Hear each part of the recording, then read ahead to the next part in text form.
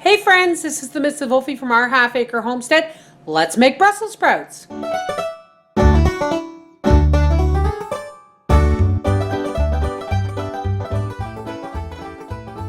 The first thing I want to do is show you the price of these.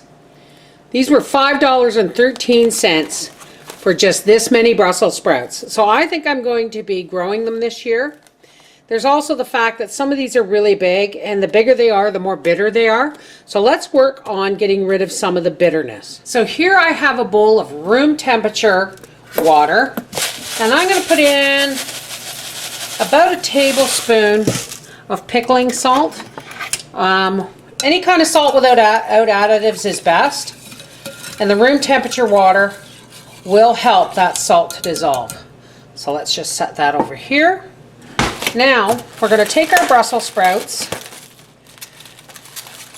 and I'm not going to wash them for one simple reason. This is water to soak them in. Now, again, the smaller the Brussels sprout, the better. But first, we're going to cut them in half. Let me get you a little bit closer here. But first, we're going to cut them in half lengthwise. Now, you see this little stem? This little stem is part of the bitterness problem. So just like you would with a cabbage, we're just going to cut that out. And once these have the center of the stem cut out, we're just going to pop them in this water and soak them for a couple of hours.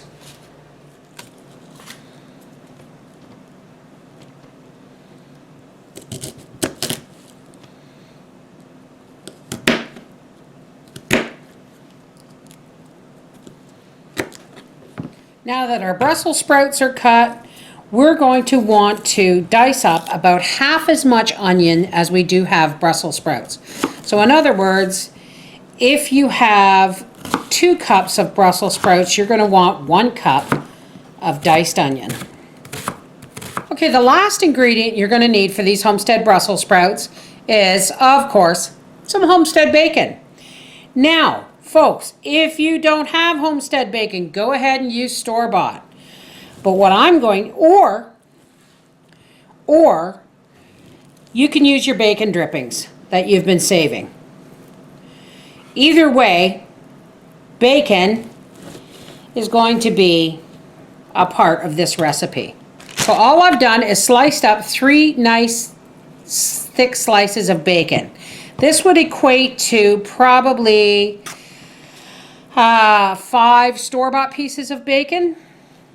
And now we're just going to just kind of dice these. And again, like I said, if all you have is bacon drippings, that will work.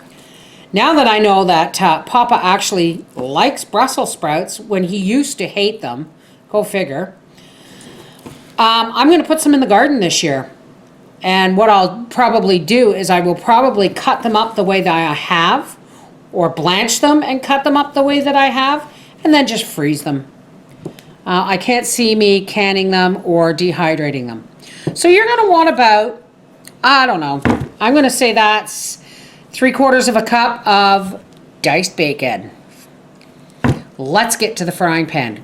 And you're going to want a nice big cast iron skillet.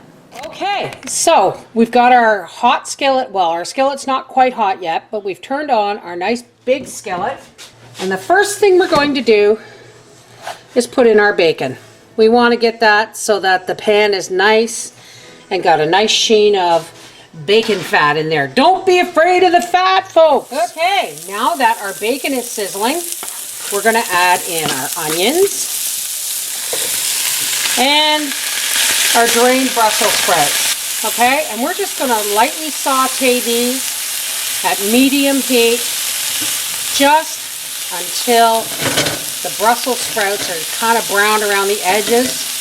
Our bacon is cooked and our onions are clear and caramelized. I wish you folks could smell this. This smells really awesome. We'll see you at the dinner table. Try our homestead Brussels sprouts.